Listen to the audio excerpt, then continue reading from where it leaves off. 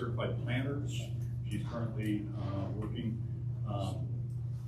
as a senior project manager in innovation at the Central Ohio Transit Authority. She's been with CODA since 2020.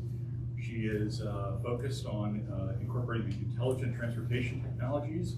Before she joined CODA, she worked as a planner in the private sector, and then she also worked for the City of Columbus Building and Zoning Services and Public Service Departments as a senior planner for the City of Columbus.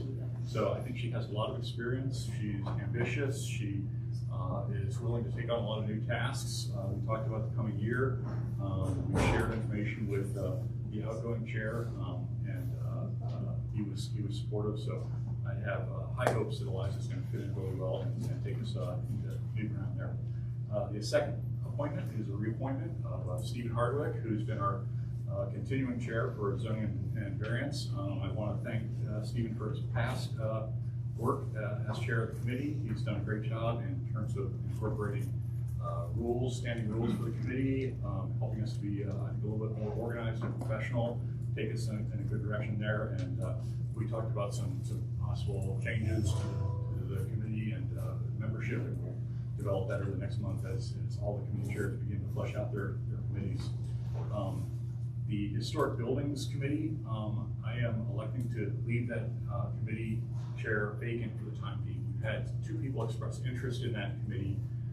I'd like to contact them and suggest that they direct their efforts with the Planning and Development Committee, and then as a commission, I think we can talk about the ongoing role or need, or how we can tailor that. I think there was a little bit of discussion at the last meeting, and I think without a firm mission, it's better maybe to take the initiative and maybe develop that maybe as a liaison role with the Historical Society or something like that. So for the time being, I'd like to leave the chair as a vacancy and work with the interest and focus of the people in projects with planning and development. Fourth committee, Technology and Communications. I'm also reappointing Ty Holbert. Ty's here tonight. Thanks for coming.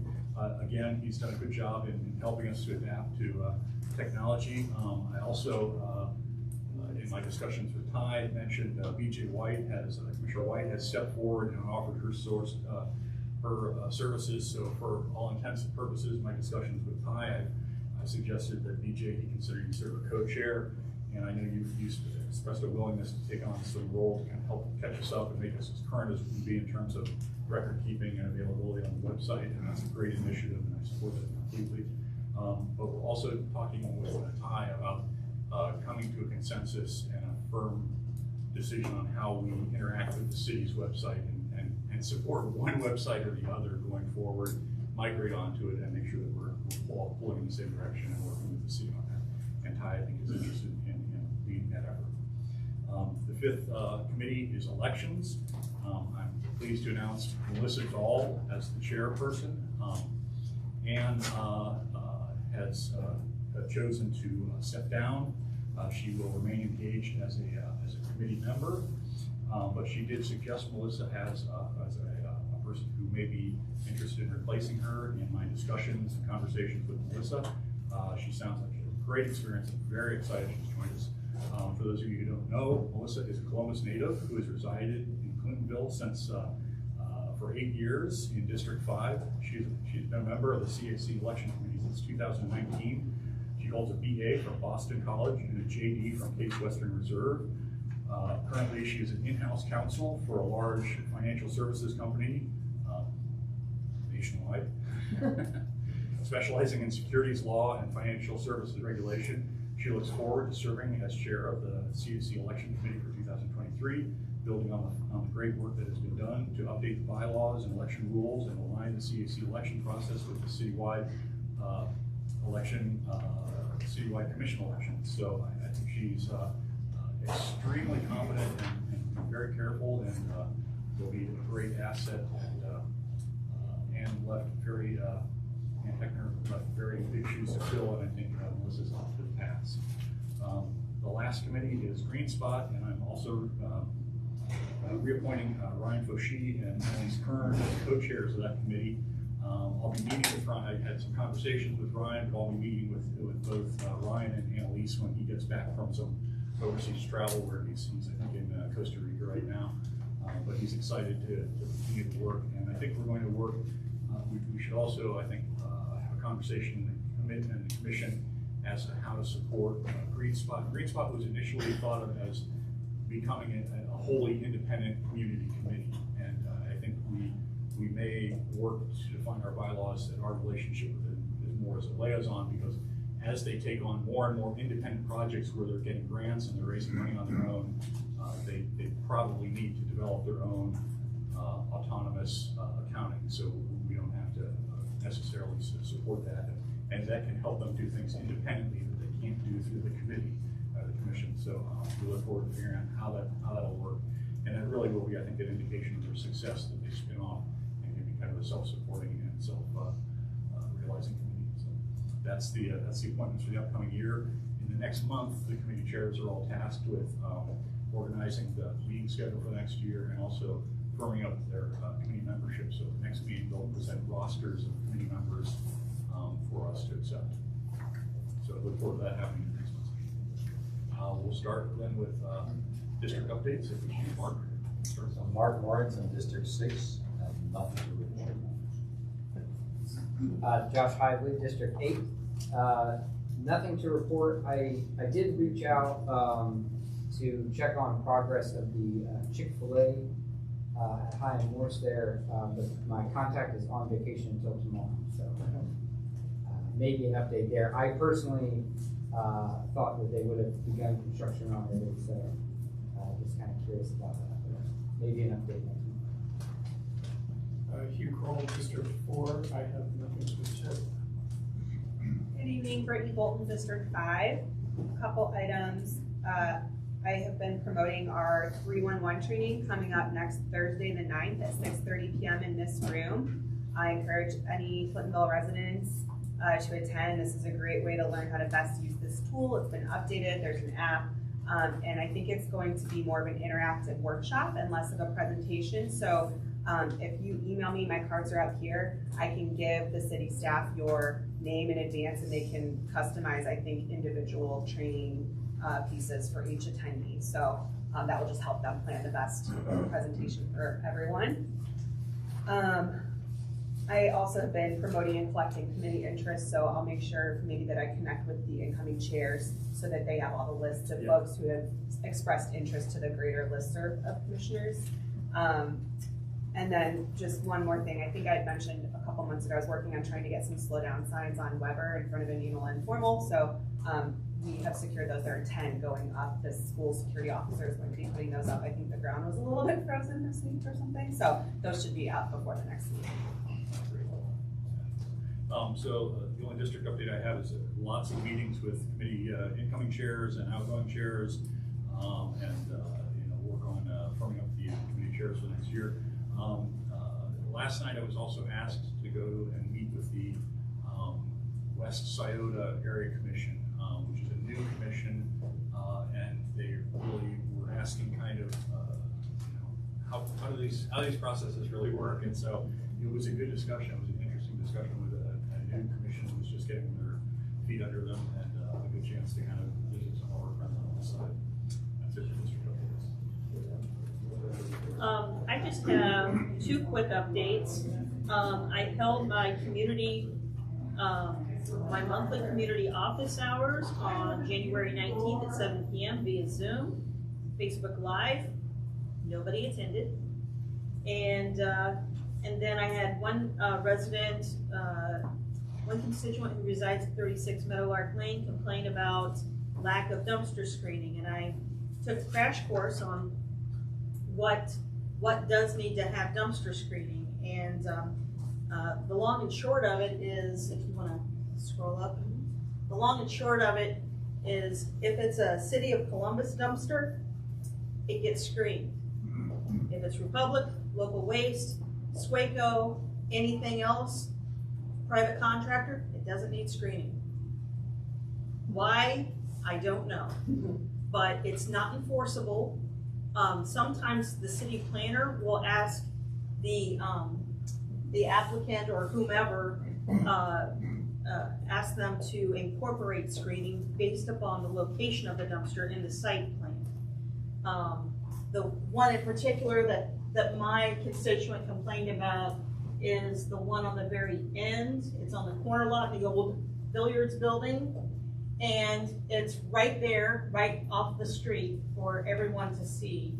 And the neighbor who lives across the street from that is the one who complained about it. So it doesn't require screening because the city planner didn't ask it to happen, and it's not a City of Columbus trash container, it's a Republic. So why we only need to screen City of Columbus trash dumpsters, I don't know, but that's how the code is written, and I've gone ahead and referenced that website and the code number in my report. So it'll be published to the minutes, so you all can do your own research on that.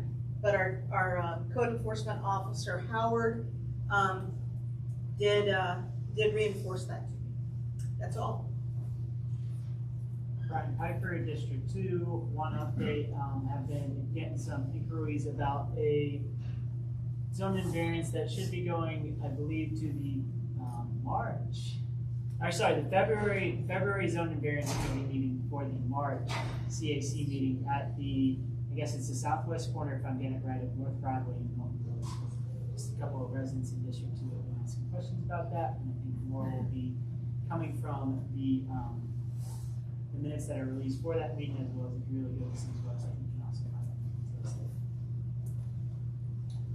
Donna Lee Osborne, District 3. I have just a couple things. I'm going to read this first section because I think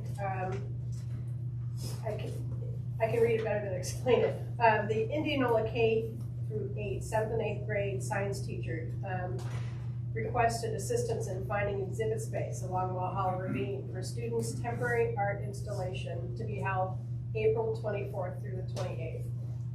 To date, we've had 6 locations confirmed, 3 more in conversation, and I was able to secure these spots by putting it on the Walhalla listserv. They have a great group that answers and responds to any need.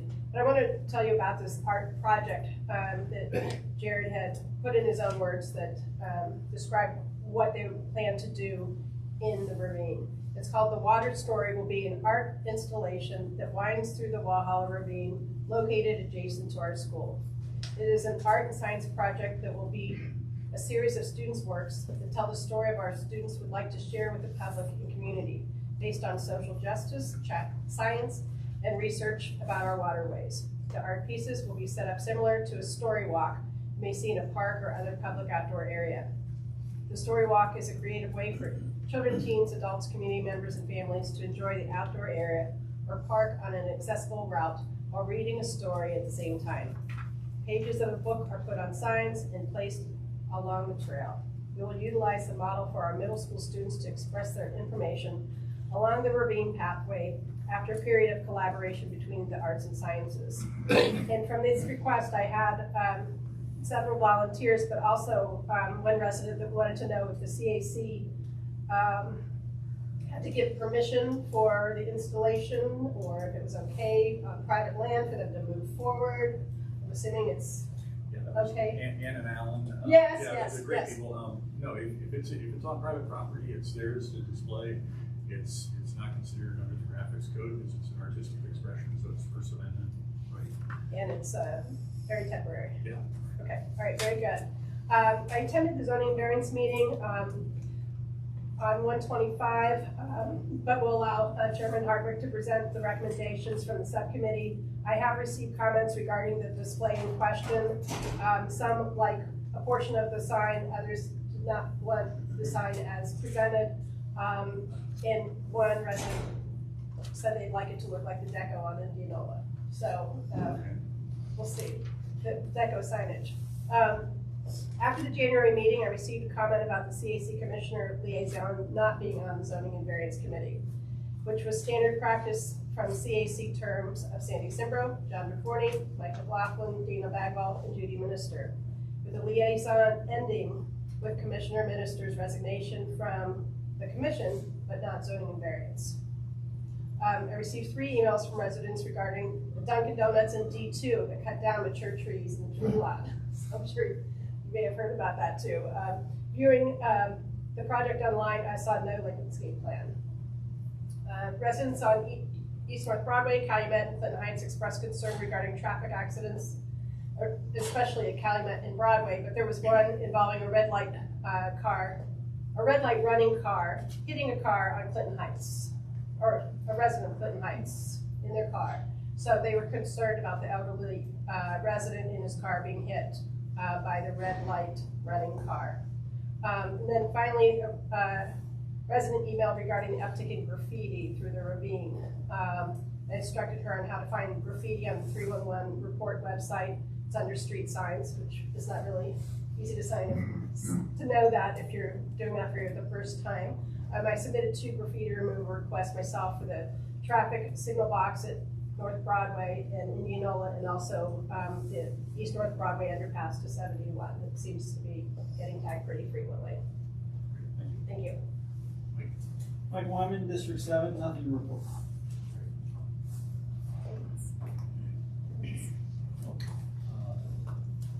Under the next item is consideration of prior meeting minutes. I believe BJ, on behalf of our new secretary, submitted the minutes you took at the January meeting. I think they were circulated, and I believe you got some comments about it.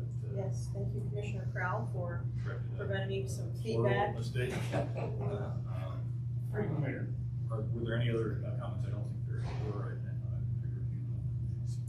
They seemed extraordinarily almost transcript-like. Yeah, I personally saw nothing wrong with there being 2 Brian Pfeiffers in attendance, I but felt that you were better. So is there a motion to approve the January minutes as they were submitted and corrected? Second? Second. Okay. All those for, just indicate aye. Aye. Any opposed, same sign. Motion passes. And next is the treasurer's report. Commissioner White. oh yeah. We started out with a beginning ledger balance at the beginning of January with $2,035.07. And we have an ending ledger balance of $1,642.29. We had $268.03 of mostly printing fees related to incoming and outgoing commissioners. We had our $14.99 Zoom subscription. And then we also had $66.88 paid to Centipede Graphics for website administration. Moving on. Update from the city of Columbus. I think we have people, David Hewitt is here from Department of Roads. David, welcome. Nice to have you with us. Welcome, good to see you, Clintonville. I haven't been here for a while. As you know, we have lost that, and I mostly will attend your meetings until we have a replacement. Catherine Call, who you all know, is also going to help me with the north side until we have a replacement. I'm David Huey for residents. I'm with the Department of Neighborhoods. I oversee our neighborhood liaison program. Couple of updates for you guys. I sent you all a survey today about the area commission elections, which I know you guys participated in. For those of you who don't know, we had one single date for area commission elections that the commissions could choose to participate in. We had 11 commissions participate. There were some bumps in the road. We could have done a better job, and that's what the survey is about. And we're going to have a meeting February 22nd. That's a Wednesday with no other commission meetings to discuss. And what I'd like from you is a point person that we could invite. We're asking for 1 or 2 people from each commission, both commissions that participated and commissions that did not. So David, if you could send me your rep. Again, it's voluntary. You don't have to participate if you want to. But I think overall, the QR codes that we had on the handouts last year, we had about 600 people click on the QR code and go to the area commission website, which is kind of what we wanted for the first. We wanted to increase awareness of the first thing. Franklinton, Northland, and Southland had their first elections in more than 15 years, competitive elections. know you guys didn't have that, because you said three, I think, for 3 spots. But we're hoping that, you know, more and more commissions have competitive elections in the future, so we can get higher quality people that have to actually work to, get on the commissions. And again, last year, well, currently we have 15 commissions that are not full. So I think that's a problem that we need to address. And I think most commissions have too many seats, but that's a whole other thing.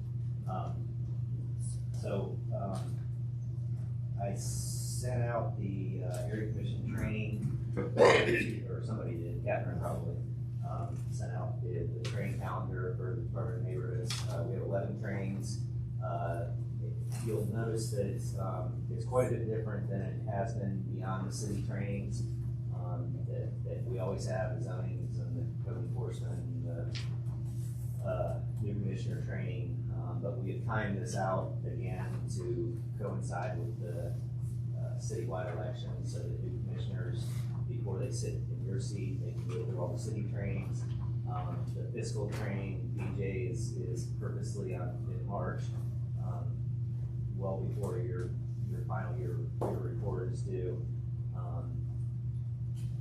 And we're hoping to have that in person so we can walk through that's the other change this year. We have several that are gonna be in person. Our first one is February 25th. I think when I left the office a few minutes ago, we have a limit of 75 people because of the space.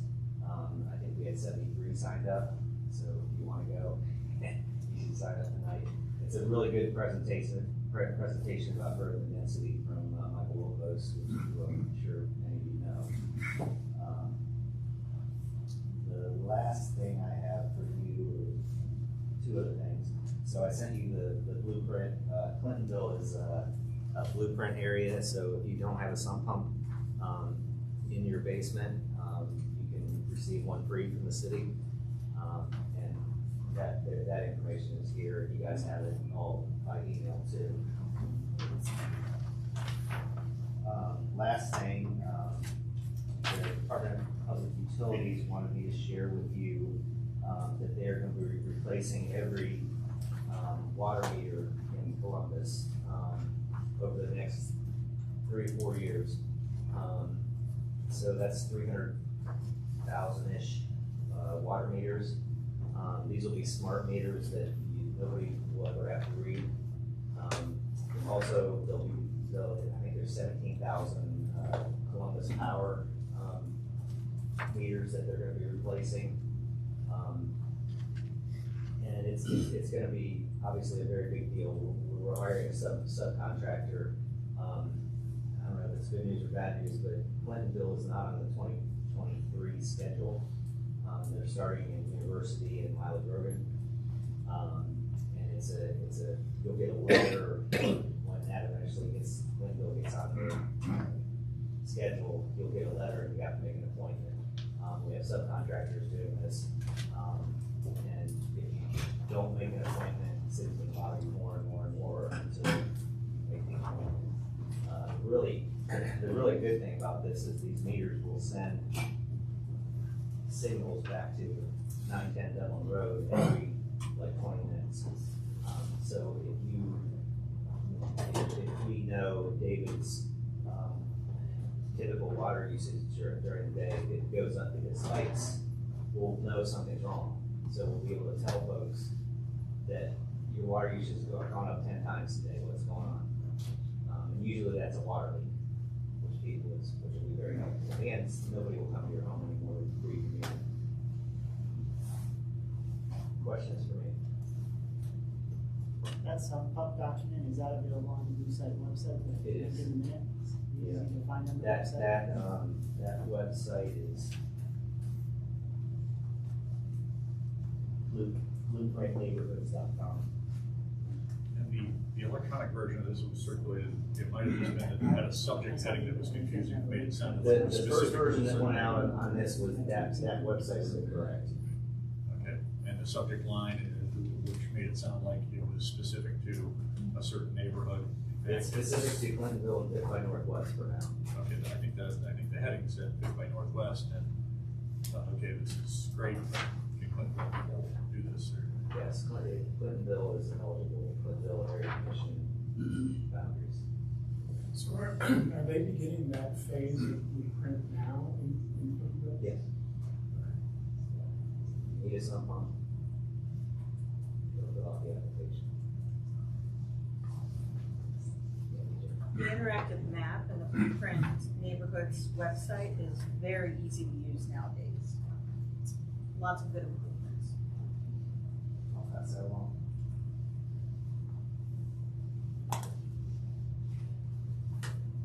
I will say, I'll say one more thing about, we've been getting a lot of, our department used to house, our homeless remediation program. It's been moved to the Department of Development now, to more align with housing, because that's sort of our end goal with homelessness. We do, I encourage you guys, if you have a homeless issue, camp, to put those in 311, or call me and I'll help you do it. We do review those tickets every 2 weeks.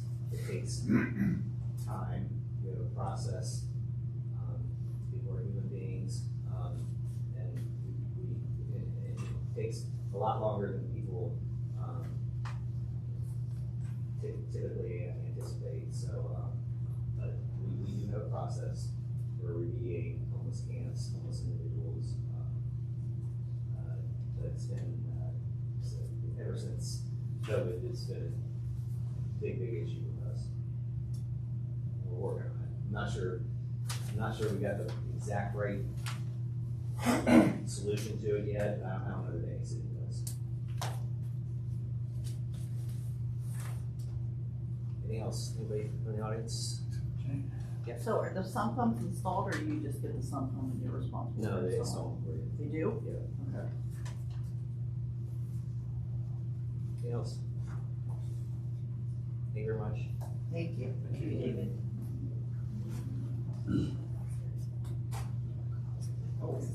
Yeah, Officer Montgomery, is the update on? I'm Officer Montgomery. I'm the liaison officer for 3 Precinct.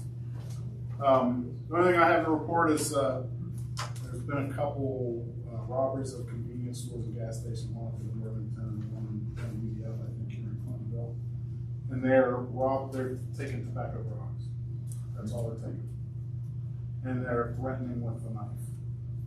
Going behind the counter, grabbing them. They have lookouts. Somebody come in and help them.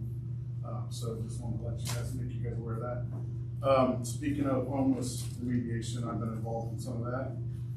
All in TNG Village Apartments, had a big group down by the river. 2 weeks ago, I helped, we sent the Marcus Johnson down to him and Sergeant Danaher, go down and do an inspection. They talked to those folks, try to get them some resources. We did get that cleaned up. It was a big mess. It took 3 days to get everything out of there. We just did another one Tuesday behind Tech, whatever that empty store is down there in Buffington. There was one behind there. There were 2 residents in there. We tried to get them some help, and so we got that cleaned up. That was needles, you name it. It's biohazard. It's a mess. And not that this is in Clintonville, but before I came here, I was on 2 Precinct, Silver Drive, south of Wasserstrom. Yes. Yes. Should be almost done. I was out there yesterday. Wasserstrom was doing their part. The city did their front. The front half was the cities, and Wasserstrom did their part. So it is a big issue. When I came to this unit 5 months ago, I had a lot of 311s to go out and take care of that kind of stuff and try to help. Other than that, the southern part of the precinct, we're still having some car thefts from autos and some car thefts. Any questions? And I have looked at the Torrance Starbucks. I don't know what to do. Some days it's bad, some days it's nothing, but it is within compliance of the new code for how many spaces it has to have and all that. I don't know what to do. Do you think it would have any effect to ticket some of the people who are like blocking the sidewalk? Or parking at the no stopping signs, that kind of thing? It could. I mean, I guess it could. Yeah. Because I would imagine the same people go there all the time. It's awesome. So you may get it across. I would say now's the time to put the heat on because the Starbucks is going in where the old Victory was at Graceland 50 Graceland Boulevard. I'm hoping Starbucks says, this place is great for a drive-through. It's putting out more coffees than what we could hope to even serve at Torrance and Hyde, and they pull out of Torrance.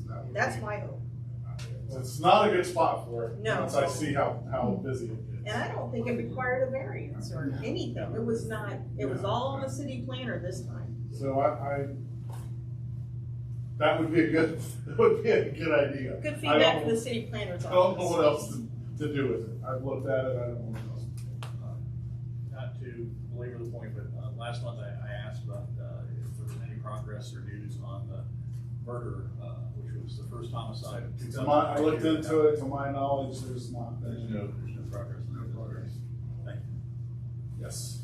A related question, I'm just exaggerating a little bit, in terms of running red lights and speeding, i.e. attempted murder. Is city police doing anything about that? So I see a lot of cars running through red at high speed, and it's dangerous for pedestrians, for drivers, for cyclists. And it seems that the Columbus City Police is not doing anything at this point. I can't say that they're not doing anything. I can tell you we are understaffed and we are busy with runs. When I look at the run board, most precincts are pretty busy and tied up. So what would we as commissioners and residents of Clintonville do if we want more attention to running of red lights? Okay, I will pass that along to the precinct sergeants. Okay. And do that. I was telling the commissioner Crawley that I've had a couple complaints from some block watches about speed. Winthrop Road's one of them. Blenheim is another one. But I will tell you this, 25 is a lot faster than you think. And it looks a lot faster than you think. So I just need to think about that too.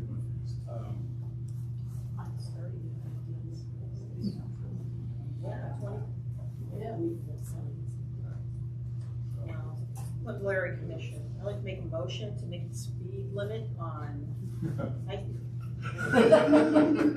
I second But I will pass that information along to the sergeants. There's a 311 that you can do, and you can cite the intersection, the time of day, and they will dispatch a cruiser out there to monitor. They've done it in my neighborhood. And I may have an insight with the motorcycle guys. So I'll see if I can get some of that. Yeah, because it also happens near the schools. Yeah, So yeah, near Indian yeah. Springs, Yep. Watterson, near Westone, and so. Right. And that same intersection, the Starbucks intersection. Yep. They're blowing through the intersection there at Torrance and High, going up or down High Street. And, they see a yellow light come on and they Fly through. We appreciate Yes. it. Okay, any other questions? No, thank you very much. Thank you. Thank you. Any questions from the public? Thank you. You're welcome. I just want to make sure my fellow commissioners know, I did get a call today from Harrison Poku, who's our council liaison. He wanted to let us know he's going to give us some electronic updates, but he's grappling with the same sort of issue that David is struggling with here, where there's been a change in another meeting that he covers in the short north. So he has two meetings that are occurring at the same time. He's trying to work out that schedule so that he'll be able to attend our meetings going forward. But he won't be here tonight. He's going to send us an electronic update from with council updates. But he sends his apologies. Next up is our zoning and variance agenda. Chair Harper. Before I get started, the next zoning and variance meeting will be at same date, same place, but at 8 o'clock. The church emailed me and said, can you please, if they're having services early, can you please move it back an hour? They're so wonderful to us. The answer was Yes. So the next meeting will start at 8 p.m. instead of 7 p.m. I haven't sent out the official notice on the listserv yet because I was afraid someone would read it and think it was this night, or I wanted to make sure it was the next meeting on the list. And please also email me with any comments you have about who you want, what you would like to see out of the committee. Open to all. It serves you, so if it's not serving you, it's not doing. It's not. We don't have any reason to exist. So please let me know any ideas you have and what you would like to see in the committee next year. But on the agenda is we have one graphics agenda, GC 22048 3400 North High. This is you approved other variances a couple of months ago. I linked to those. This time it's a graphics variance to permit a projecting sign display, automatic changeable copy from the urban commercial overlay. Variance to allow less than 50% of projecting sign to be used for identification of the use which it serves. And that's because of, I believe, the 3400 doesn't describe the use. And special permit to allow graphic to display off-premises Clintonville community information. These were approved by votes of 5-2 to 1 or 6-1-1, with the condition that there be no video, which they readily agreed to. Their interpretation of code was they weren't allowed to put a video, and I think they very much regret having something that looks like a video on the graphic to do it. They said that the reason they want the special permit is only if they were only talking about what's going on within their business, they wouldn't need that special permit. That special permit is to allow them to say, if there's a farmer's market is opening up, and it can't be commercial, it has to be, they're saying, for nonprofit. Say the school's doing this, or the Clintonville Area Commission's doing that. That permit is not for their own benefit. It's always not for their own benefit, so they can do something else. There was some concern over whether that sign was so large that it would take that it would be distracting, or so small that people wouldn't be able to see it. It's a little bit more, the video parts, as you can see, is a little more than 5 feet in one direction and a little more than 4 feet in the other. The not video part. Yeah, the not video part. So just the part that cannot be video. My comment to them was that's not much bigger than a lot of people's TVs these days. But some of you also were concerned that the school might have some objections because there's been a new principal. I know the applicant worked a lot with the former principal, and I contacted the family and pastor who lives down the street from Clinton Heights and got the email to the principal, sent an email to both her and the principal, and said, if you want to comment, here's the application. If you want to comment, let me know. And they never comment. I don't know if they contacted. I gave her an email address as well as mine. And they chose not to comment. Now that's it was recommended approval by 5-2 to 1. The one that was 5-2 to 1 was for the variance to allow the projecting sign display automatic changeable copy. Are there any questions for Chair Harper from the Commission? Is the applicant here? Would you like to tell us about your project? Yes, please. Thank you. Hi, my name is Eric Zartman. My law firm represents Steve Hutchison, the applicant in this matter. He's the owner and operator of the building at 3,400 North High Street. Commissioner Bolton, I emailed you an updated exhibit in response to the zoning comments that we received at the zoning commission. And you'll see maybe the picture looks less like a video in this update. And we added some dimensions to the sign as well. Thank you. So this building is located on the southeast corner of High Street and North Broadway. The Clintonville neighborhood plan recommends for this intersection to be a vibrant gathering space, even for future development, to provide a plaza and encourage walkability. So what we're proposing here is a projecting sign with a changeable copy element at the bottom of it. This building has a number of commercial tenants inside of it. Oh, I'm sorry. So the intent of the changeable copy is to allow people from the outside to see the tenants that are within on the inside of the building. You might notice some movement around this property lately. The applicant, as you can see here, is renovating the first floor to provide a restaurant and patio. And I really think this encourages the gathering space, vibrant feel that is recommended by the neighborhood plan. And we think this sign is going to be a great part of that as well. So as I said, there's a number of tenants in here. We're expecting a restaurant tenant to come in. And the original idea is to have some of these screens identify the buildings in there, or share specials with the restaurant and things like that. But additionally, it's a really important part of this component of this sign is for it to be a community information mechanism. So as Steven said, ideas we have are things like when is the school dance recital, or what are some church events or neighborhood commission meetings, date and time, as you can see as we're showing up here. So really it'll flip through. These are all still images, no video. It's a condition that we agreed to at the area commission meeting. And we really think that the design is something that's appropriate for this corner, which is such a critical corner of the Clintonville commercial corridor. We think it's one of the most prominent corners in this whole commercial corridor, and this is a really kind of a gateway on the south side of Clintonville coming in to really set off, really like encourage and invite people into the neighborhood. I'll explain about the variances in technical detail, but I just wanted to ask Steve if he wants to add anything comment-wise. Well, it does look like a boarded up place right now, but we're moving forward. Actually, things are starting to come together. We started the interior framing this week. We had to wait till the variance last week to go ahead and finish up knocking out the front windows and stuff. It will have a 13-foot bifold door right about where that 1640 is. Then the front has a 12-foot. Those will open up. Yes, they will open up so that when you're sitting inside, you'll be inside and outside. Patio sets about 35 people.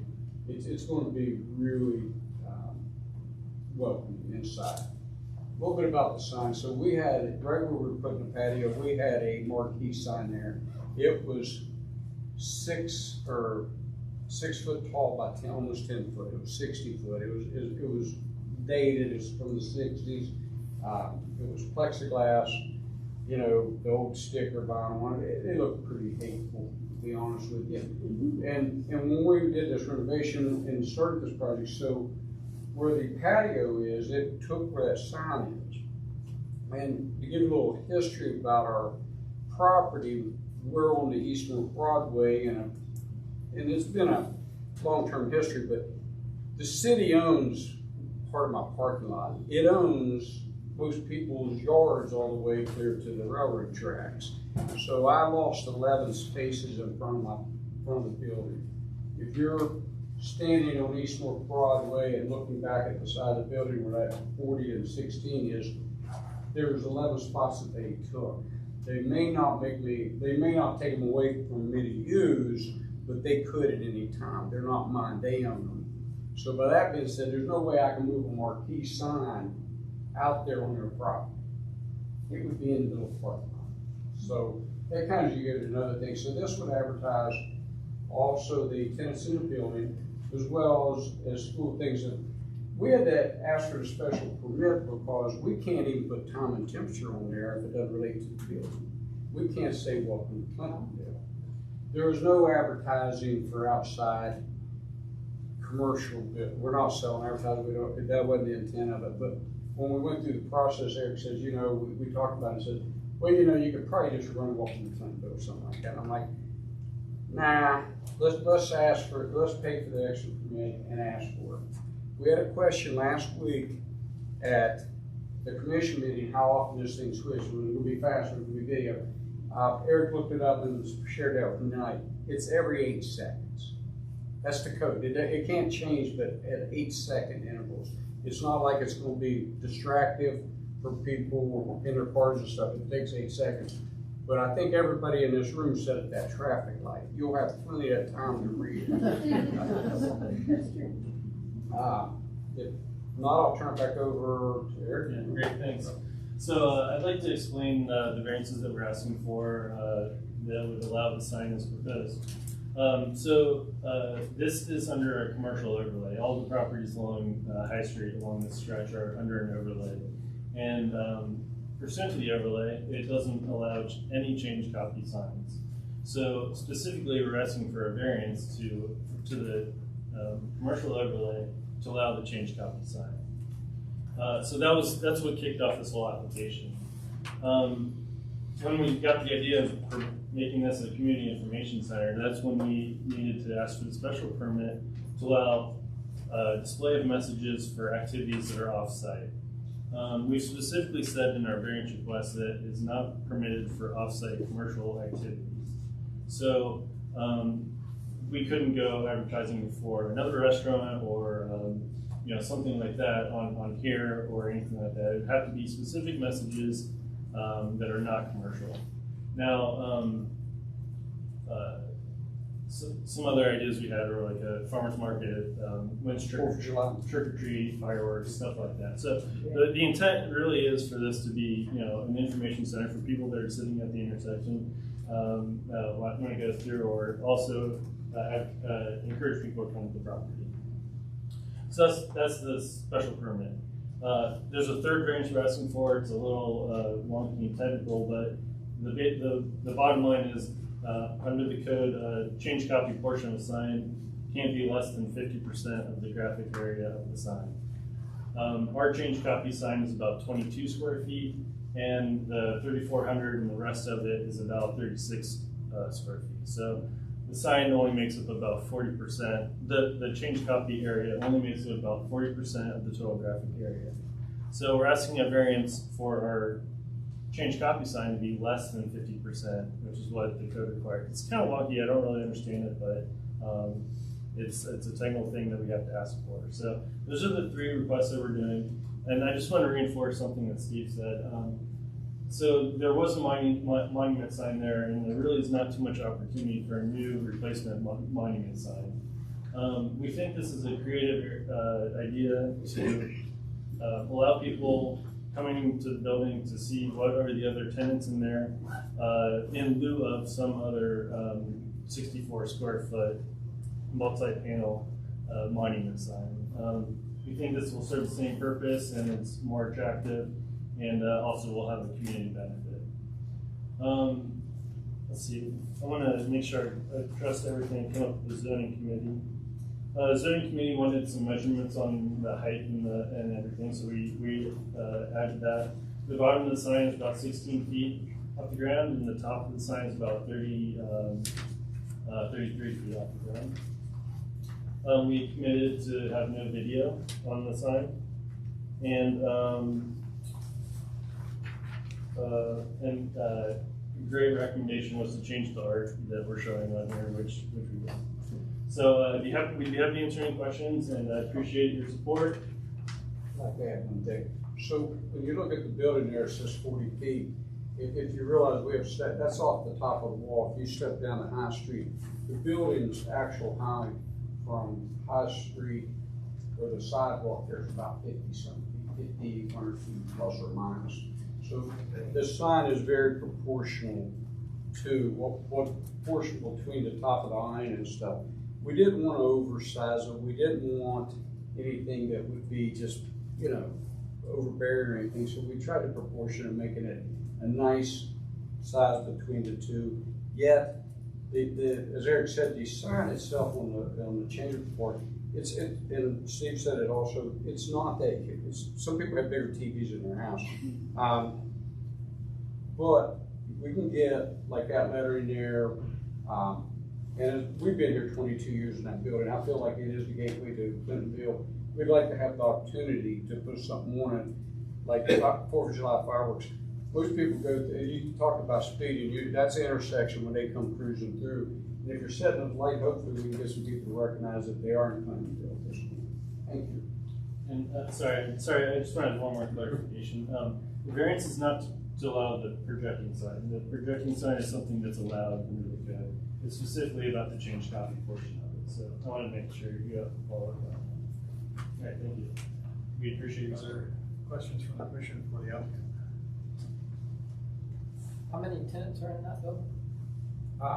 Currently, the building's total 16,000 square feet. There's 13,000 square feet rental space for tenants.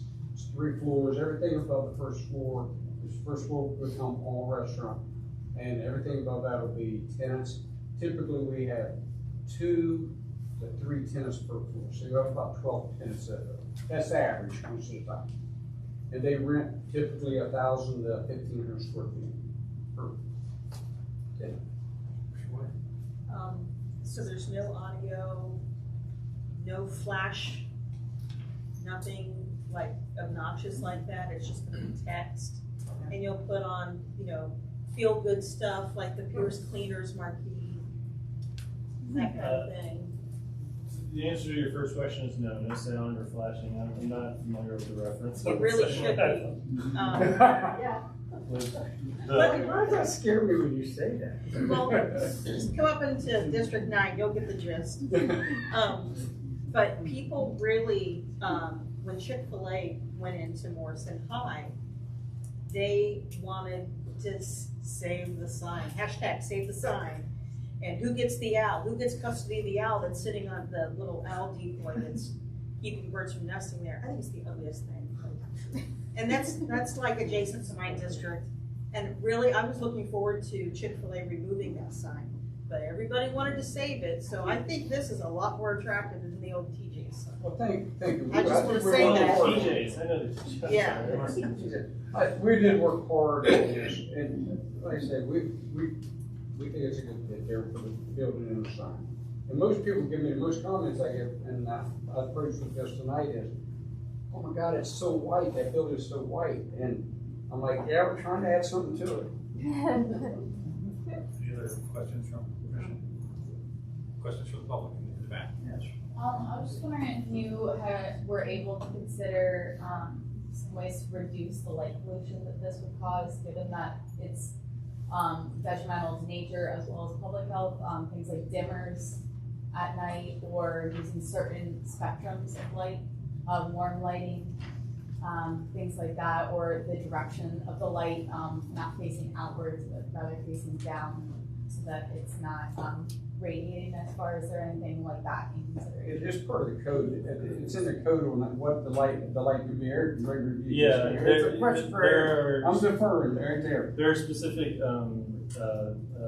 Lumens. requirements that you have to meet on all of these. I don't know exactly what a lumen is, but the people that drafted the code came up with a system of what is appropriate on even certain times of day, stuff like that. And so our intent is to comply completely with the things that are in the code. I assume that when it was drafted that they were thinking to themselves, okay, we're gonna make sure we don't have too much light pollution and things. So stuff like that is regulated. I don't exactly, I'm not a light engineer or something, I don't exactly know what those translate to, but our intent is to follow the code, and I trust that they've done a good job with that. I live in an area, and I never knew what light pollution was until I went and was going to build a wall and put lights on top of it. And they said, oh, you can't do that. So I share with you, because anymore, if people don't know, they should look up what light pollution is, because anymore, if you're in a city area, you can't see the stars. If you're in the country and stuff, they don't want floodlights anymore, and barn lights. So I'm familiar with that. Thank you. Did that answer your question? Who will be changing the changeable copy? Is it the sign company? Is it your team? No, it'll be programmed within the building. I'll get up every day. If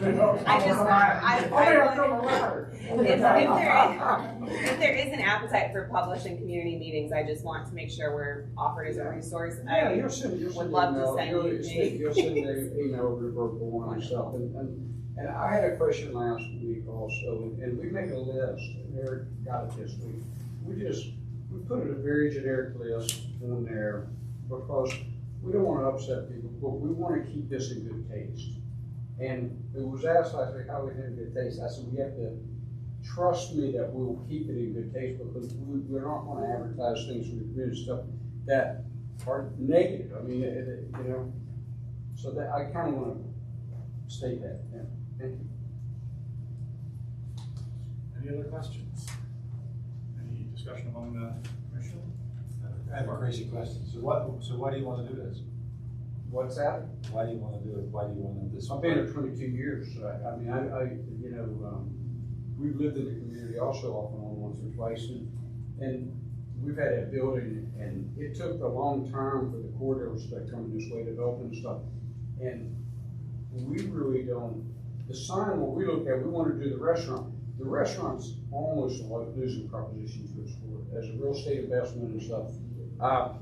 Restaurants don't do that great, and we've had tenants come and stuff, but we felt, or myself and my wife felt that that corner was underdeveloped. So we're putting money in. That the renovation of the first floor will be just around $3.5 million. To get, then that's before we rent. And with the sign and stuff, we want to make it kind of a, as you get there, hey, this is Clintonville. We don't, I mean, you know when you're on campus, you know when you come up, you know when you're in Short North, but really, you know, sometimes, you know, you have a little sign out there for Clintonville, and that was one of the reasons. We felt, as being part of the community, we felt, hey, this may be a good thing. Do you have a tenant possible for a restaurant there? Yeah, we're interviewing some people. We've had some, you know, we had a restaurant that's at East, and they're looking to expand, and they're looking at that corridor also. So, and it was Italian, and we're looking at some different things, and we want a restaurant. When we interview people, so I'm doing the interview with these people, so we're looking at a good price point of like $15 to $20, $23, $24 meal stuff.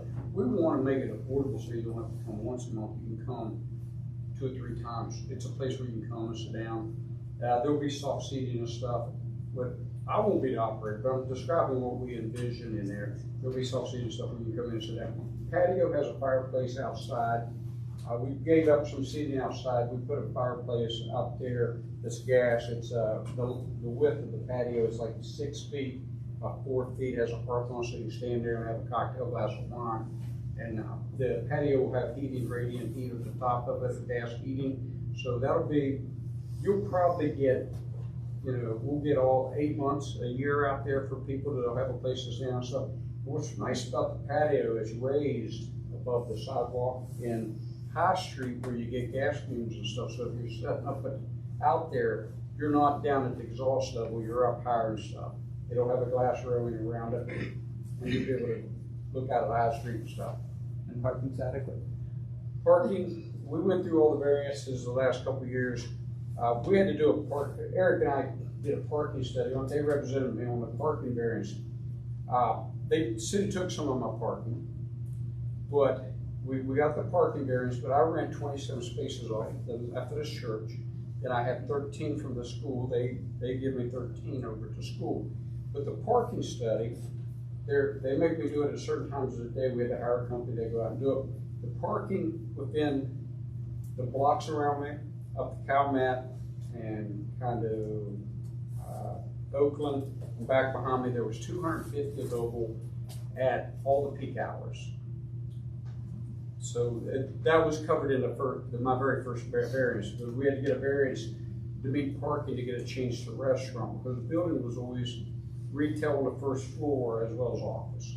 And the city's Department of Transportation did a review based on that Oh, study, yes, and they yes. recommended approval of our parking situation when we did that a couple of years ago. So Yeah. it's reviewed. The access is gonna be off the North Broadway. They took it. You Or it's on a high street. Well, they took the High Street one. It'll be walled off. They moved my East North Broadway to the house up towards the house next door, which is that address is East 19th East North Broadway. They moved it that way where that abandoned aisle is. They brought it up there so that people could make a left-hand turn still with that light out there. But they took the one on High Street Traffic Department because they didn't want people at the restaurant zooming out or, you know, doing that turn. Now, I didn't have a problem with that. I gave it to, you know, they're like, oh, you're gonna lose this space. I didn't care because that's only a cut through for people anyway. And to me, if you're around there in the mornings and afternoons, you know, most of the school, they come here and park and walk the kids. So I don't care to give that up. So that keeps cars from zooming through there while the kids and stuff out. And as well as people, the customers, protect them. So we're going to shrink that down the front there where the entrance exit, it'll get shrunk down, and there will be the walls will come together, leave about 6 foot there. So you can still come walk off of High Street into the parking lot. There's, you know, I know the area that, as you described, the city took your parking, that's up close to the sidewalk, which is, you know, from the city's perspective, that's in the right of way. There's some existing white brick wall there that was part of the old parking arrangement. Or is that wall going to stay? Is that wall going to come down? Is that? It is not, you know, but that brings back something else. So the city, I didn't. So when we did you'll see the steps and stuff and the walls in the front of the building I say the front building on the Eastern Broadway side. So what happened with our elevation, so I had to go back to civil and spend another about $10,000 because eventually, what I initially was going to do is bring the parking lot down lower. Well, I can't bring my parking lot down lower because it's attached to the city property out there. So I had to bit wall off that and keep the elevation of the parking lot all the way down. Now, if I don't disturb their property, from what I understand, is we'll get to continue using it until they take that corner for opening up that traffic light if they ever try to expand it. Okay, so the paving will remain as is. As is. I want to repave it. It's their wall at this point. Okay. So a lot of people don't know what we're talking about here. So the front wall on the East North Broadway side was deeded to me when I purchased the property. It was deeded with the property since 1962, and it was in my deed. But the city says that they said the township, I believe this is Craig and Ladonna, the township said that we could have, everybody on that street could have 15 foot on both sides. That used to be 100 foot right away all the way down to the railroad tracks from High Street. Well, the 15 feet on each side, the city came back and decided and took it. I think there's 150 residents on that. I want to guess, Don, help me here, 80 of them was deeded to property. Does that sound right?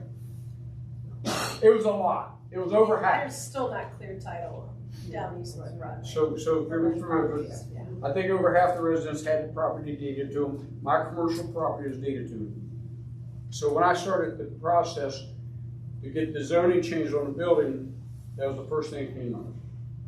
Hey, by the way, you don't own this property. It's on your deed, but you can't have, we're not going to give you a change of use to get it to the restaurant.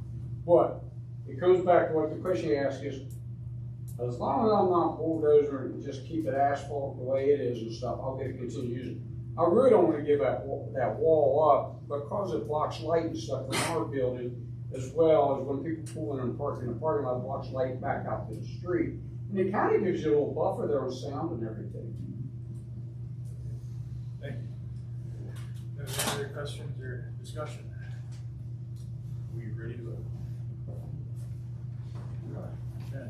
On GC 22-048, 34 North High Street.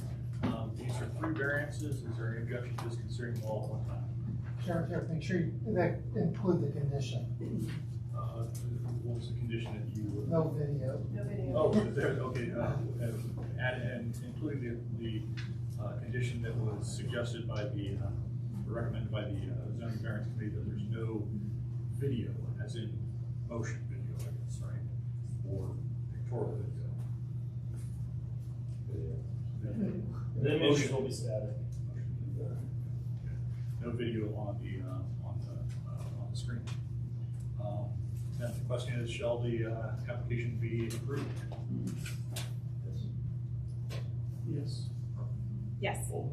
White? Yes. Piper? Yes. Yes. And chair abstains. Motion passes. Thanks very much. Thank you very much, appreciate it.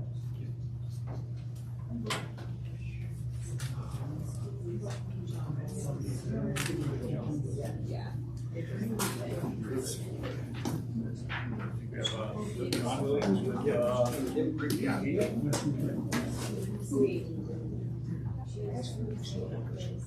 Thank you, thank you for letting us come in and talk to you today. We appreciate the time on the agenda. We're gonna have a short presentation, we'll go through some things, but the main thing I wanted to do is share, I guess this is okay, I kind of watched the people present from, I guess. That's great. So, but we appreciate it, and we're here, and first of all, let me introduce myself. I'm John Williams, I'm the Managing Director of Customer Experience and Distribution Technology for API, a long time. Now I'm responsible for customers and customer experience for all 1.5 million customers in Ohio. So I'll let you know, we understand and really want to be here to listen and to try to figure out ways to improve reliability in this local area. We're going on a series of meetings throughout, talking to the various commissions, and I want to talk a little bit about what we're doing, what we've done, what we plan to do, and then also get a lot of feedback from you on what you think we can do better, how we can work better together. I have some people with me today. Steve Lajeunesse is our forester for this area. He's the man that helps with tree trimming and those kind of things. I'm sure that y'all love him. And Up for the hills. We love him. I'll be standing out there. But we also love trees, and we're going to talk a little bit about that, okay, today. We have Matt Bennett, he's our manager of distribution systems for this area. He's the man that gets power back on and does construction all for distribution system here. Nala Kovac, she's our external affairs manager for this area. She'll be your go-to person for this commission. We're assigning someone to every commission in the area and making sure that you have a point of contact to communicate better. And Tracy Campbell, our customer services account representative for this area primarily, and not for this area. Well, But I'm available. Yeah, she is. I'm available. She's one of our external customer we're talking about new services and new account management. We manage all the largest industrial customers in our entire service territory. We have a whole group that works on that. But folks like Tracy, we're focusing on this mid-sized business commercial kind of group. We're just starting that, have a better focus and try to help and assist with that. But I have heard, not directly, but I'm sure I'll hear today, and I hope I do, concerns about reliability in this area. So we understand that, and we're working to improve it. And I'll go through some of the things about that. But we're going to continue to invest in this community to improve service and to improve reliability. And that's a commitment I have to you. I want to make sure you understand. So you can tell I turned the page. So a little background. If you go one back on that. Perfect. Here's the community that we outlined as the Clinton Area Commission. And you can see that, and I'm sure y'all are much more familiar than I am with your area, so I won't go into the specifics of kind of where that is, but y'all recognize that blue and kind of where that is. I don't know, Matt, can you tell what's bounded by them at the top and the bottom? I know you know. Yeah, just north of North Horse Road up there, and then the bottom, actually, where the guy was talking was kind of, that's where you're coming into Clintonville there, the bottom. West is your river, and east side is 71 there. So there's about over 31,000 residential and small businesses that we serve in this area, okay? And they're served by 17 circuits. I'll explain what circuits are in a minute. 178 miles of overhead line and 27 miles of underground line. So let me explain about circuits and lines. We use those things interchangeably. I know we say things in ways that might be a little confusing because our terminology, and we got a lot of acronyms, we got a lot of things like that. We're a technology kind of firm, and we do all kinds of things like that. But it's simply what we're talking about with circuits or lines is what we call the primary voltage lines. that provide from our stations that serve this area to provide services to the residential small businesses. And so it's what's called the main lines. They're 13,200 volts is what we're talking about. That's the voltage. So let me give you an explanation of what that means. So 13,200 volts seems like a lot, right? And compared to like the plug right there, that's 120 volts, right? If you got an electric, dryer, or electric oven, or a electric water heater, that's 240 volts.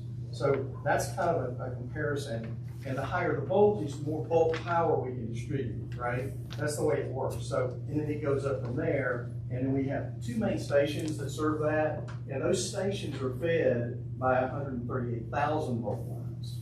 We call it 138 kV, but 138,000 volt lines, so you get that comparison, and then we transform that electricity from that high voltage to the lower voltage, the 13,200.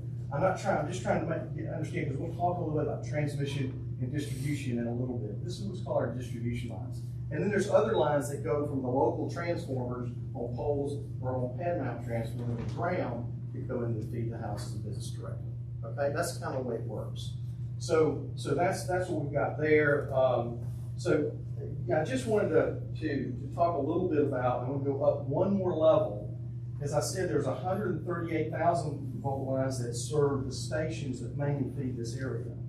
Well, in June of last year, if you were here in June of last year, most of you experienced major outage, right? For a couple of days. We had multiple events, and what happened was we had a derecho event, which that's called as a straight line wind event, that hit us right at June 13th through the 15th was the time frame, and right before that, 11th, 12th, something like that of June, we had a derecho event that came right in and right through our territory. Winds up to 80 miles an hour in places. We had tornadoes touch down in other areas. I actually live in the Stark County area, northeast Ohio, and the Worcester, Holmes County, and that area, if you're familiar, that there touchdown tornadoes. We had distribution lines everywhere. We couldn't even get there. But guess what happened in Columbus? You didn't see any of that, right? You didn't see any of that. Your distribution lines weren't really impacted very much at all. What was impacted was these 138,000 volt lines that form a network around this central Ohio area. And it's what's called a stiff network. We have many lines, 138,000 volt lines, and other lines, other higher voltage than that lines that serve. And we had 11 of them that went down during this day. And then, as the load started, then the next couple of days, June 13th through the 15th, I was actually on TV for a couple of those times. I don't know if you'll remember. But we were explaining what was going on, and what happened, in a nutshell, was those lines, we experienced the event that dropped the lines, and then the second thing that happened, we had 97, 98, almost 100-degree temperatures. So all the demand for electricity was hitting the system at the same time we lost those lines. And it wasn't 1 or 2 or 3, it was 11, of which 7 affected this area. And they were concentrated in a way that we had to take action on a 30-minute basis to actually manually put the load down for certain circuits, of which this area was one. We had to take the load off the system, or the lines that were left would have failed, and we would have complete failure of the system in this area, and it could spread. So it was an emergency event. I mean, I've been with the company I'm going on 42 years. I've seen a lot of this kind of thing. This is the first I've ever seen of something like this. And it was what's the opposite of perfect? It was a horrible event that was this event of high wind, knocking major lines down in a concentrated area, and then on top of that, we had high temperatures the next couple of days. If either or hadn't happened, we wouldn't have had this event at all. And in fact, the very next week, we experienced 97, 98 degree temperatures, similar temperatures, and there was no outages. So it was a matter of that event, and I will answer your questions on it later, but I did want to explain that June event and explain kind of what happened to us. And we have what's called an emergency operating plan that almost takes every contingency. And our highlights, our transmission lines are 130,000, and we have the largest we have are 765,000 volts. And those high lines go to the generating plants, right? And we operate out of a 13-state area, including plus the Washington, D.C. And that's operated by a regional transmission operator called PJM. And PJM manages that grid for us.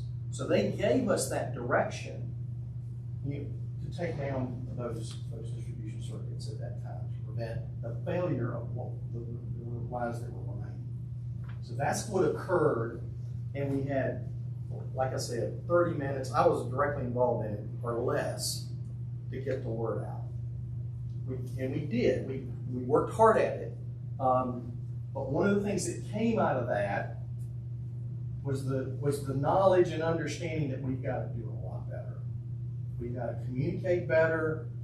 That's why you're going to end up with an assignment here that you're going to have a person to contact, and we're going to try to, and we're working through our communication processes. We have mobile alerts, for example, but we have less than 30% of our customers are signed up for mobile alerts. We have a lot of folks that do not use any digital means whatsoever, and we have to find ways to get in touch with them. So we're working with the Department of Aging, we're working a lot of different places. We're trying to make those communication paths better so we can communicate in case of an emergency event in the future. I'll hit one more. December. Okay, that was a similar emergency situation, but it was different. And here's the difference. It was a generation problem. The generating plants, it was extremely cold, negative temperatures, and a very, very difficult situation. And we did have some distribution outages, but they were very minor. I don't think we had very many outages in this area. Yeah, here we did very well. Yeah, it was very small. We had about 24 people that were affected for about 2 hours. Yeah. So that was a distribution outage like that, but we did not have a generation outage. We actually sent the word out to the best we could, as many channels that we could, and growing them every day. We sent the word out to ask for voluntary curtailment if you could. And that was tough timing right before Christmas and Christmas Eve and all that, but we did ask. And how many people got some notification or heard about that? So good. I mean, and whether you did anything or not, if you did, you helped. But it was one of those situations that was different than what I described in June. It was a different situation. It was a physics problem in June where we had to act on the specific lines that were fed off of those specific 138 lines, and that's why we had to act that way. With the generation, anybody could help because it was a generation issue. So I don't want to belabor it, but I want to make sure I explain it in a way that we've got to communicate better, okay? And that's what I want to say. So if you hit the next one. So I want to talk a little bit, I won't spend a lot of time on this, but I want to talk a little bit about some of the things we have done and completed and are making the investments in the community here to improve service. We've got about a total between 21 and 24, about $22 million. We've done a lot of work on replacing infrastructure that needs replacing. That's a lot of work, 460 poles, cutouts, quite a number of miles of underground overhead line replacement. The new smart grid devices, those are automatic sectionalizers. What they do is they route, say we have a tree, I think we had a recent event, a tree fell into a line, and we were able to use these distribution automatic circuit, reclosers to route around that outage and limit the number of people that were out. So that's what we're doing with these smart grid or smart devices, and it's really helped. In fact, in the Clintonville area, these smart devices have prevented about 2.5 million customer outage minutes since 2019. So it's made a difference. made a real difference. In addition, the work that we've done in the 2010 to 15, I have this right? 15 to 20. 15 to 20 period, compared to 21 to 22, the last 2 years, we've reduced outage minutes by 29%. Now, I know it doesn't, one outage is too many. I totally agree with that. But we're making progress on that, and we're committed to making it. We've also installed, we'll talk more about this, tree wire, we call it Hendrix cable, tree wire, in different areas where we could do that. This area is, my understanding, it's got a whole lot of, we don't like it at all, but that's what we have. Backlog construction, lots and lots and lots of trees. It's very difficult for us to maintain. It's also very prone to having tree branches, whatever, fall into it and cause outages. As a result, if you could go to the next slide, let's talk about kind of the causes and where we are with that. So this is since 21, so the last couple of years. We had equipment issues which have contributed to 32% of the outages. So 32%, but let me explain what that means. We have a lot of connections and splices and things like connections. So what happens in the Clintonville area, as you know, we've got beautiful, mature trees, it's gorgeous, and we're all there with you. They fall into the lines a lot, and sometimes they either cause an outage or they stress the connections. Or we have to do more splicing or whatever, And so over time, they become more and more susceptible to failing completely and causing an outage. So there's a tree relationship to our equipment issues in this case. And we need to continue to work to replace that equipment. We'll work on it. I'll get back to safety in a minute. Planned outages, this is the work we're doing where we plan an outage to make an improvement. We have to take those outages, we work with customers on that and try to do that in times that work best for them. And obviously, that's something that's going to happen as we improve the electric service. And then the other one I wanted to mention before I jump back to equipment safety settings is the unforeseen. This is called the fact that our system is in the environment. It's in the weather. It's always exposed, unless it's underground. And then it's exposed in a different way. 30% of the outages have been caused by trees out of the right of way, and 10%, roughly 10%, are animals. And they're goes in tree, squirrels, things like that. I don't know, is that the number one, squirrels? I don't know. Squirrels, yeah. And we have animal guards, we have all kinds of things that we do, and we're going to continue to do to try to keep them from, causing an outage, but we're continuing to work on that. So I wanted to explain that. And in plan work, we communicate in advance. So the other thing I was going to mention is we are on, with our distribution system, we're on what's called a cycle trim. We have a 4-year cycle trim. So we trim all the trees in a 4-year cycle, and then we start over again. That's the way it's set up, in Ohio, in our service territory. When you talk back to the June outage and that transmission event, that high derecho windstorm, there's vegetation that caused outages for that. And we're working through a process and investigating the cycle trimming for some of those timelines as well. If it's above 200,000 volts, we do that anyway, we clear cut, but there's this gap between the 138,000 volt lines and others that we've got to work. We're working through that, and we'll see some improvements in that. I guarantee you that. So we have to maintain our right of way. Again, it's a challenge in Clintonville area. It's a challenge for us, and we want to work together to try to figure out better ways to do that to avoid outages. So we're on the cycle trim, and we can get some help here. In the Clintonville area, we trimmed 7 circuits in 2022. We have 4 circuits due for trimming this year, and 6 more circuits will be trimmed in 24. That way we'll get all 17 circuits and we'll start over 178 miles, and we'll go through that again. So that's kind of the process on that. I did want to just mention one back. I just want to quickly mention the equipment safety settings.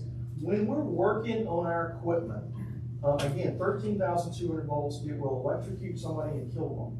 You know, we have to be very careful. There's a little bit more sensitive setting, and then if something happens, if we get a tree on a line, it trips a little quicker.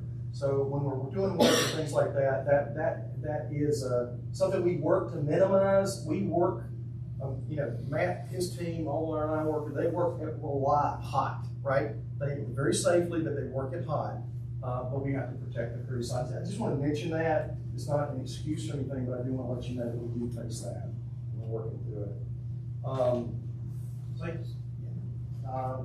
I did want to mention just some of our customer programs. We have a neighbor-to-neighbor program.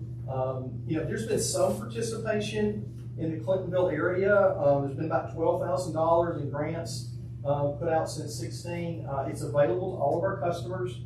There's an income eligibility to it. It's 300% of the federal income poverty line and below. The grants are up to $500. I just want to make that, if you know somebody or you know or whatever, you just be aware that that's available. Certainly would encourage you to let people know about that. The other thing about affordability, because I know electric rates, you know, are concerned. Everybody's kind of looking and trying to see how we can do that.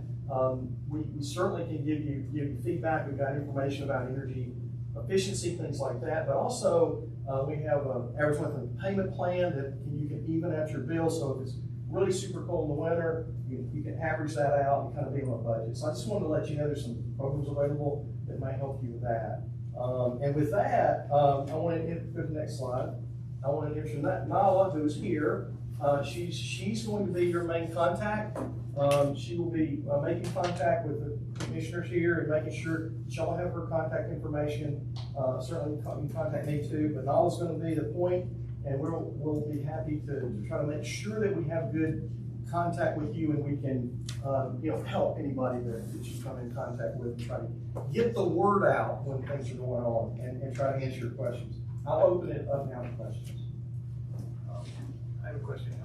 In terms of the ongoing maintenance and right of way, particularly trees and growth that might affect lines or poles, in my neighborhood, I know we've had you know, a 4-year cycle where they come through and they trim, and with, I'll say, sometimes mixed results in terms of the impact on our tree canopy. Clintonville loves its tree canopy. We've had tree trimming that seems kind of ruthless, and we've had, you know, in my neighborhood, I know we had a tree near me that was just an absolute specimen tree, just had a perfect round canopy. Yeah. It was just really, you know, it was a textbook tree. Yeah. And the trimming just, you know, sheared half of it and made it an unbalanced canopy. Right. And the tree struggled through that. And a few years later, the crew came through with an injection tool and was injecting into the ground, you know, something that was supposed to help mitigate the growth. And I asked the crew, what are you injecting into the ground? And, you know, I should kind of know what you're injecting next to my property here. Even if you're in the right of way, you're doing something that's going to affect the tree on my side of the property. And they couldn't tell me what they were injecting. You know, what he knew was he's supposed to put the probe in the ground, pull the trigger for about 10 seconds, pull it out, move on to the next hole, do the same thing over again. Right. Not a real satisfactory response in terms of, you know. I apologize for that. They try to contact the customers before doing any of that kind of work. They know what they're injecting. I don't know why he gave you that answer, because they've got pamphlets of information right on their trucks. That's a contract company. It's not AP Crews, obviously, but and they should have been able to provide you with that information for sure. I also want you all to have my contact information tonight, so that if any of your residents come to you with any concerns, or you have any concerns yourselves, please, you know, don't hesitate to reach out to me, because that's what I do.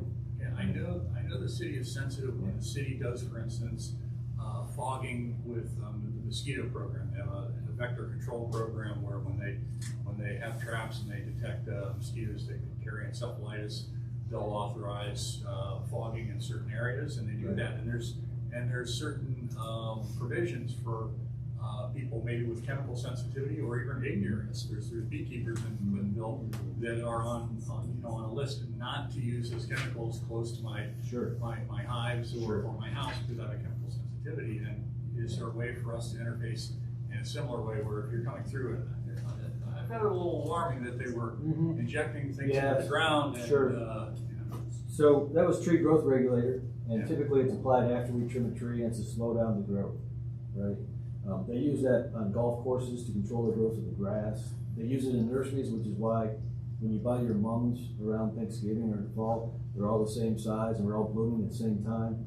Those are all treated with a similar chemical, if not the same one, or a similar product. Yeah, but they're supposed to contact each homeowner before they go ahead and inject that around the trees. And if you, specifically for that reason, that if you have bees, which I do too, and I'm on a list where they can't, I don't want them spraying anything on my property. You need to reach out to them when they contact you, and that's really the best way. The other way you can do it is call me, and I'll find out what circuit you're on, and I can put you on the list for that circuit, and we have circuit files so that when they come in and say, hey, go do 1205, you know, here's some properties where we don't want you applying that chemical or that product. I will say that we've kind of gotten away from that program for a lot of different reasons. Not because it wasn't working, it's mostly monetary reasons, but yeah. So I'm sorry that you went through that experience. Oh, yeah, I appreciate the contact information and how to sort of get on that list and find out a little bit more about it. And I'm sure there's other residents in my neighborhood who have similar concerns. Yeah, they absolutely have the SDS, the sheets that explain exactly what they're doing, so there should be no reason for that. I suspected they did, and they wanted to keep going. Yeah, that's the first time I've heard that, really. So the other thing is communication, right? So we're here to communicate better. So we need to make sure, for example, if they're coming to your neighborhood or whoever, right? If you're not hearing about it, then our communication path we need to work on that. So I would just encourage, you know, as you work with Nala, you know, as we kind of keep going through this, I just think we need to make sure we're getting to you. If there's an issue, we're there. We want to get to you. We've got to find a way that we're getting up with it so we can get up.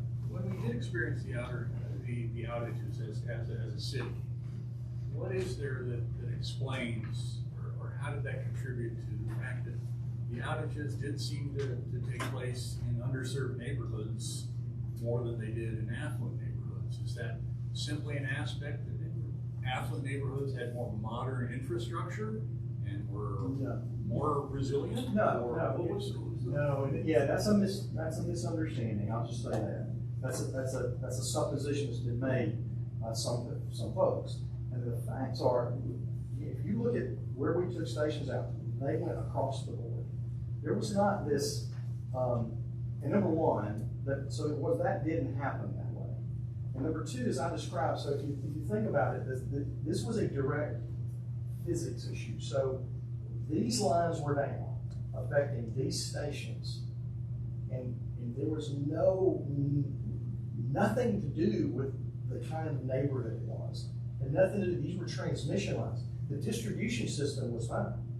Literally, that causes the problem. That causes the real concern is that, wait a minute, I don't see something happening, and you couldn't see it, but it had occurred at the transmission system.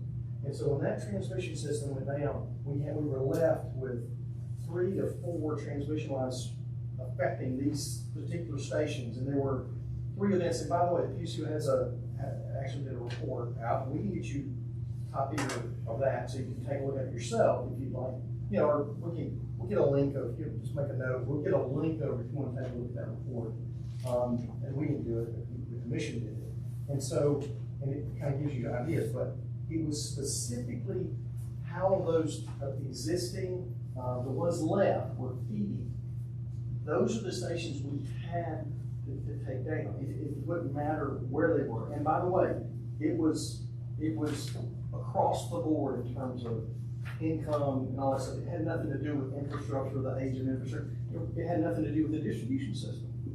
You know, if you think about it, the distribution system, for newer communities or growth areas, it's much like a distribution system that's upgraded. There's some transmission upgrades, but that's kind of what's been affected.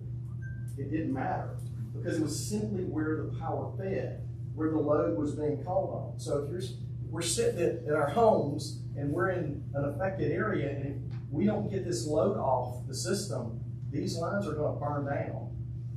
And then everybody's gonna be out, or as long as it takes to build it back up. That's why we went, I think y'all experienced maybe a 16-hour outage-ish and an 8-hour the next day. We were a couple of days. Days. We have generators, but we were a couple days. Yeah, I think you might have been on during the middle of the night, and then you went back out. Yeah, we're not. We come on for an hour or two and go back off. Yes. It was like a 2-day event, wasn't it? Yeah, 2 or 3. So the derecho and the high temperatures you described is, I'm sure AP is planning for more resiliency and redundancy planning for climate stuff, because from what we've been told, that's going to keep happening more and more, not these like, oh, it was a, what do you call it, perfect storm. We should be planning for and investing in infrastructure to prevent perfect storm scenarios. We're looking at all kinds of things, Okay. right? So the impact of events, weather events, and we're sort of hit. What really impacts us is high winds, and we call them